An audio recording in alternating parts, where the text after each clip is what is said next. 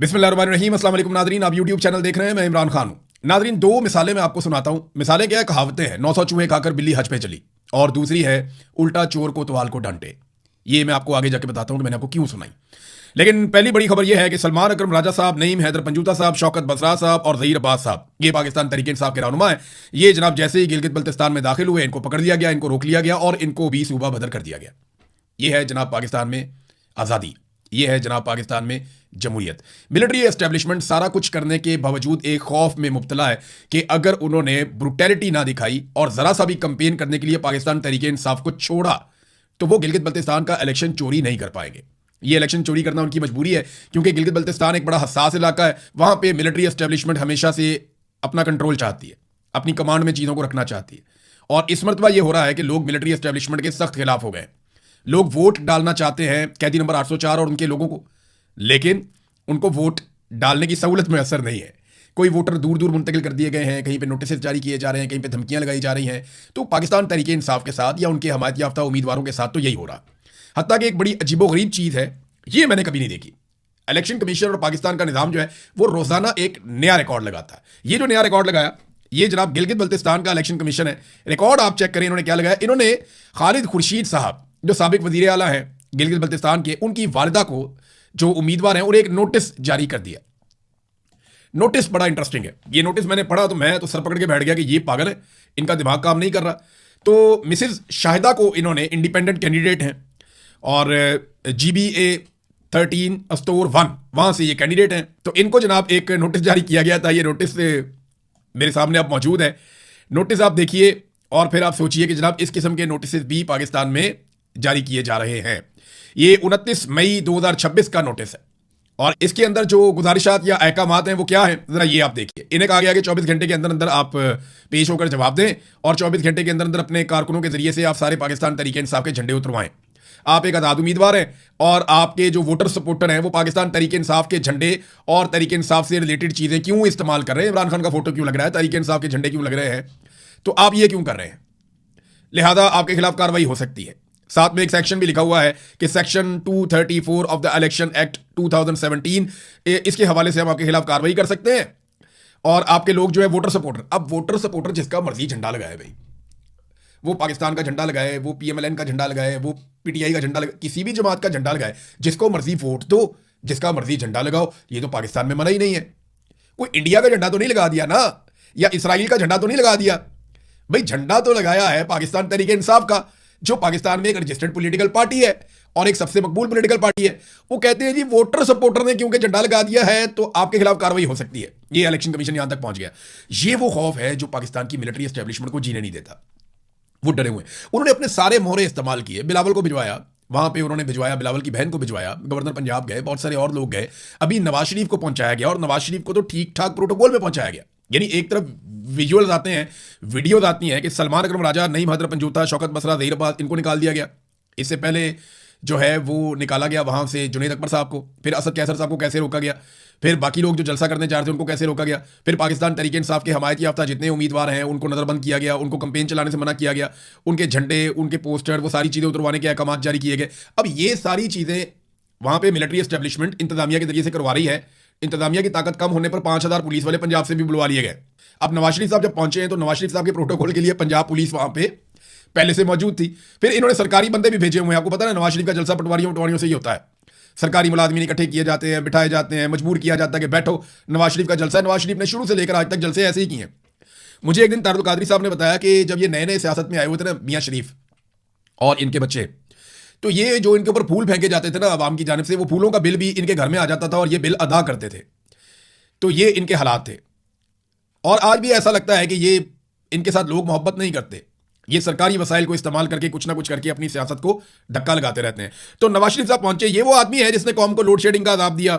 महंगी बिजली बनाने वाले 60 से 65% जो IPPs हैं वो तोहफे में कौम को नवाज शरीफ ने दिए। महंगाई का बदतरीन तोहफा दिया और जेल में कैद एक खातून, 70 साल खातून जो कैंसर की पेशेंट हैं, उनको धोखा देकर और बेईमानी के साथ उनकी सीट छीन कर ये जबरदस्ती उसके ऊपर बैठ गया। ये नवाज शरीफ साहब है, इनको फुल प्रोटोकॉल दिया जा रहा है गिलगित बल्तिस्तान में। नवाज शरीफ साहब ने ना कुछ बातें की हैं बड़ी मजेदार। इन्हीं बातों के हवाले से मैंने आपको 3 मिसालें सुनाई थी। सबसे पहले नवाज शरीफ ने कहा कि मैं वो नवाज शरीफ हूं जो किसी पर तनकीद करके, किसी की बुराई करके वोट नहीं मांगता। हम अपनी कारकर्दगी की बिना पर वोट मांगते हैं। पाकिस्तान की सियासत में जो गंदी जुबान का इस्तेमाल है वो नवाज शरीफ ने शुरू किया और उसको प्रमोट किया। आज तक जितनी गंदी गालियां और जितना गंद उछाला गया पाकिस्तान की सियासत में लीडर्स की सतह के ऊपर, उसमें सबसे आगे नवाज शरीफ और नवाज शरीफ की पार्टी रही।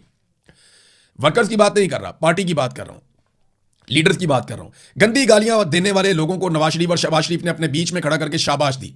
जो जितनी गंदी गाली देता है वो नवाज शरीफ और उसकी बेटी और उसके भाई के ज्यादा करीब चला जाता है। तो नवाज शरीफ ने तो हमेशा गंदी बातें की हैं। कहा नहीं बेनजीर भुट्टो को क्या क्या अलकाबात दिए, बेनजीर भुट्टो की गंदी तस्वीरें जहाज से फेंकी तो 900 चूहे खाकर बिल्ली हज पे चली। ये मिसाल यहां पे ठीक आती है कि मैंने जनाब कभी किसी पे तनकीद नहीं की। नवाज शरीफ की सारी सियासत जो है वो दूसरों पर तनकीद और दूसरों पर कीचड़ उछालने की सियासत है। अंग्रेजों के कुत्ते न लाने वाला इन्होंने अपने मुखालिफिन को कहा। जरदारी को सड़कों पे ना घसीटा तो मेरा नाम शहबाज शरीफ नहीं है, ये भी हमने इनके मुंह से ही सुना। तो इन भाइयों ने अपनी सारी सियासत में दूसरों के ऊपर गंद और कीचड़ उछाला है। अब ये शराफत की बात नहीं कर सकते कि मैं वो नवाज शरीफ नहीं हूं। हाँ जी, आप वही नवाज शरीफ हैं जिनके रिकॉर्ड बयानात पड़े हुए हैं। आप चाहेंगे तो आपको निकाल के सुना भी देंगे। और आपकी बेटी ने जितना गंद मारा हुआ है, जिस तरह के अल्फाज उन्होंने इस्तेमाल किए हुए हैं अपने मुखालिफिन के बारे में, वो भी रिकॉर्ड के ऊपर पड़े हुए हैं। अब नवाज शरीफ ने एक और बात की, मुझे कई दफा देश निकाला दिया गया। मुझसे गिला ना करो, कसूर आपका भी है। मुझ जैसे बंदे का देश निकाला क्यों होने दिया? देश निकाला का मतलब होता है कि जबरदस्ती पाकिस्तान से निकालकर बाहर भिजवा दिया। तो कुल मिला के नवाज शरीफ साहब कई मरतबा पाकिस्तान से बाहर गए हैं, लेकिन 2 मरतबा ऐसा हुआ जिसको जिलावतनी वो कहते हैं। एक मरतबा नवाज शरीफ साहब ने और उनकी फैमिली ने अरब हुक्मरानों के गोडे गिट्टे पकड़ के उनके जरिए से एक मुआहदा किया और उस मुआहदे के मुताबिक नवाज शरीफ साहब डील करके परवेज मुशर्रफ से अपने गुनाहों का हिसाब दिए बगैर, वैसे तो मुझे लगता है परवेज मुशर्रफ के दौर में नवाज शरीफ साहब के गुनाह सिर्फ क्राइम जितने भी थे वो फाइनेंशियल क्राइम्स थे, जो तैयारा साजिश केस और इस तरह की चीजें थी, वो परवेज मुशर्रफ ने इनके साथ ज्यादती भी की थी। बहरहाल नवाज शरीफ साहब उस वक्त डील करके पाकिस्तान से बाहर गए थे। आपको देश निकाला नहीं किया गया, आपको जिला वतन नहीं किया गया, आप खुद पाकिस्तान छोड़कर पाकिस्तान से बाहर चले गए थे मियां साहब। एक तो ये हो गया। दूसरी मरतबा आपने इजाजत मांगी, आपकी फैमिली ने इजाजत मांगी, आपने स्टाम्प पेपर अदालत में लिख कर दिया, मिलिट्री एस्टेब्लिशमेंट से आपने डील की, इमरान खान साहब का आप लोगों ने तरला मिन्नत किया, इमरान खान ने तरस खा के आपको जाने दिया, दूसरी मरतबा आप ऐसे गए। तो लोग कैसे आपको रोकते मियां साहब? जाने वाला तो चला जाता है, जाने वाले को कौन रोक सकता है? कोई कैसे रोक लेता आपको जब आपने डील ही कर ली? एक दफा आपने मुशर्रफ से डील कर ली, दूसरी दफा आपने बाजुए से डील कर ली, तो 2 मरतबा डील करके आप पाकिस्तान से बाहर निकल गए। अब आप लोगों को कहते हैं तुमने मुझे क्यों जाने दिया? क्यों लोग जाके आपके जहाज के टायरों की हवा निकाल देते? आपके प्लेटलेस इतने नीचे आप ले गए थे अपने डॉक्टरों के जरिए से, जालसाजी के जरिए से आप प्लेटलेस इतने नीचे ले गए थे कि अदालत भी डरी हुई थी, हुकूमत भी डरी हुई थी कि पता नहीं क्या हो रहा है। तो अवाम उस वक्त आपको कैसे रोक देती? मुझे क्यों मुल्क से बाहर जाना पड़ा? क्यों जेलों में डाला गया? तो मियां साहब जेलों में आपको डाला गया, आपके ऊपर केसेस थे। सवाल यह होना चाहिए कि आपके केसेस खत्म कैसे हो गए। सवाल यह होना चाहिए कि आपने आज तक मनी ट्रेल नहीं दिया, मनी ट्रेल ना देने के बावजूद आप बरी कैसे हो गए सारे मामलात में? आप दोबारा एमएनए कैसे बन गए? यानी अंदाजा करें मियां साहब को आज भी नहीं पता कि उन्हें क्यों निकाला। एक और बात मियां साहब ने कही कि सर्दियों में 22 घंटे, गर्मियों में 10 से 12 घंटे बिजली नहीं आती यहां गिलगित बल्तिस्तान में। यह मुझे मंजूर नहीं है हफीज साहब, यह मुझे मंजूर नहीं है। तो नवाज शरीफ साहब ये आप किसे कह रहे हैं? भाई बिजली तो वफाकी हुकूमत का कारनामा है और वफाक में 4 साल से आपका भाई बैठा है। उससे पहले इमरान खान साहब का एक छोटा टर्न्योर है, उससे पहले भी जनाब 5 साल से आप बैठे थे। उससे पहले आपका जो पार्टनर है आसिफ अली जरदारी 5 साल वो बैठा था, और उससे पहले कोई 8 साल वो आदमी बैठा था जिसके साथ आप डील करके गए थे, और उससे पहले भी आप थे, उससे पहले आपके पार्टनर थे, उससे पहले आप थे, उससे पहले आपके पार्टनर थे।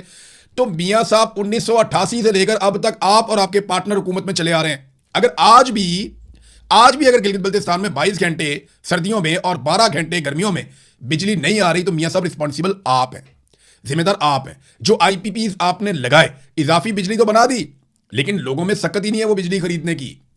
यहां गिलगित बल्तिस्तान के लोग वो बिजली खरीद ही नहीं सकते जितनी महंगी आपने बिजली बना दी है। तो ज्यादती और जुल्म आप लोगों ने किया। सड़कों की बात करते रहे, कोई एयरपोर्ट कहते हैं, अच्छा एयरपोर्ट का नवाज शरीफ साहब ने कहा तो वो पाकिस्तान तरीके इंसाफ के लोगों ने निकाल के इमरान खान साहब की वीडियो लगा दी कि वो वहां जाके एयरपोर्ट पे इफ्तिताह कर रहे हैं और उसके बाद वहां बता रहे हैं कि एक्सपेंशन हो रही है और हम क्या कुछ करने जा रहे हैं। फिर उसके बाद इमरान खान साहब की हुकूमत ही गिरा दी गई।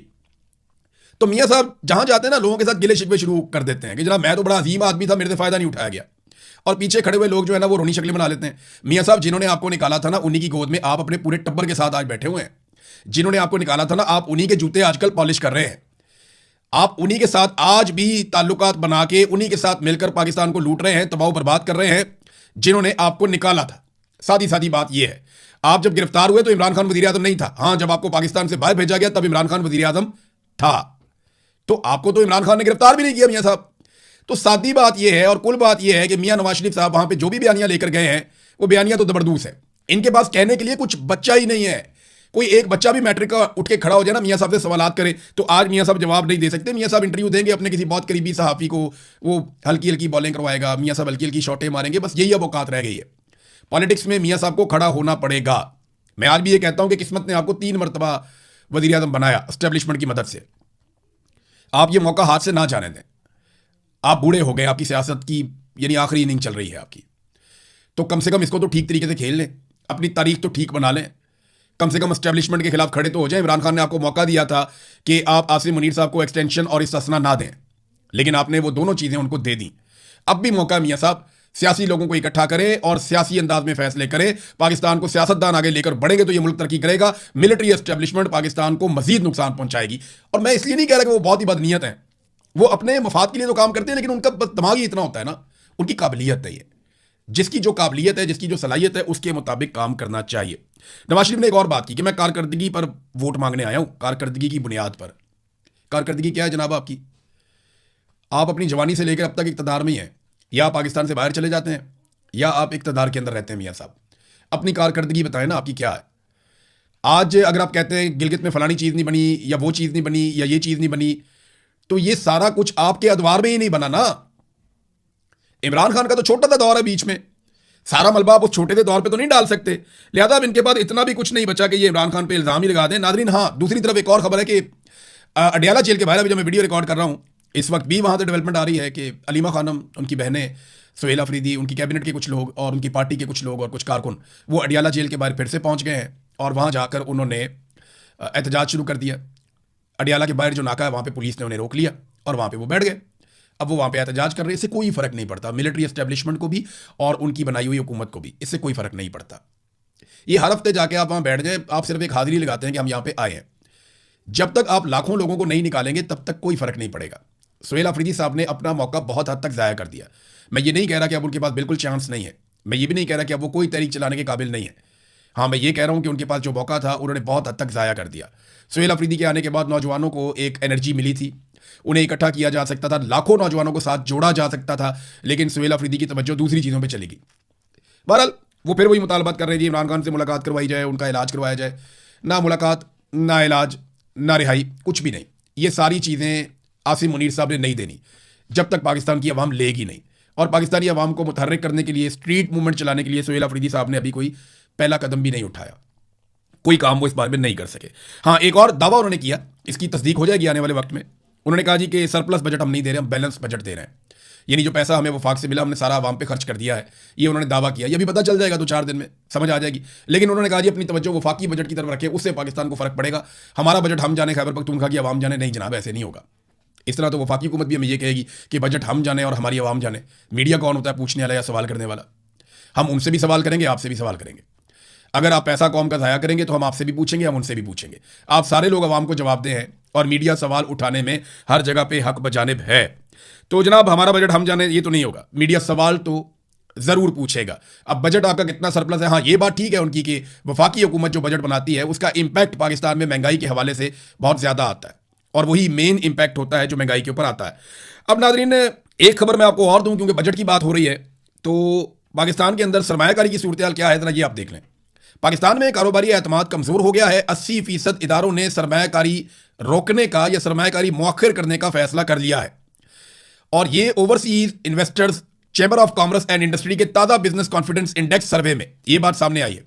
यानी पाकिस्तान के बाहर से जो पाकिस्तानी सरमायाकारी लेकर पाकिस्तान आते हैं उनमें 70 से 80% कारोबारी इदारे नई सरमायाकारी के फैसलों को मौखर कर रहे हैं या उन पर नजरसानी कर रहे हैं। वो कह रहे हैं या तो अभी हमने ये सरमायाकारी नहीं करनी, पाकिस्तान के हालात ठीक नहीं है, या फिर अब हमने पाकिस्तान में सरमायाकारी करनी ही नहीं है। यानी सरमायाकारी पाकिस्तान लाने की सबसे ज्यादा कोशिश आसिम मुनीर साहब ने, नवाज शरीफ साहब ने, डार साहब ने, सबने की। डार साहब अभी गए अमेरिकन ओवरसीज को, वो कहते रहे कि आप मुहब्बत वतन होने का सबूत दें और आप पैसा लेकर पाकिस्तान जाएं और वहां सरमाया लगाएं। तो डार साहब सबसे पहले ये सबूत आप और आपके बच्चे क्यों ना दें? सबसे पहले ये सबूत नवाज शरीफ और नवाज शरीफ के बच्चे क्यों ना दें? सबसे पहले ये सबूत शहबाज शरीफ और शहबाज शरीफ के बच्चे क्यों ना दें? सबसे पहले ये सबूत पाकिस्तान के ब्यूरोक्रेट और जर्नैल और उनके बच्चे क्यों ना दें? अपना सरमाया बाहर और ओवरसीज पाकिस्तानियों का सरमाया पाकिस्तान के अंदर, ये कोई बात हजम नहीं हो रही। आपको अपना सरमाया पहले पाकिस्तान में लाना पड़ेगा, अरबों डॉलर्स, और फिर बताना पड़ेगा कि इतने अरब डॉलर्स हम अपने ले आए हैं, अब बाकी लोग भी ले आए। इमरान खान जब ये बात करता है ना तो उसका जचता भी है, उसका सारा कुछ ही पाकिस्तान में है। एक फ्लैट था वो भी बेच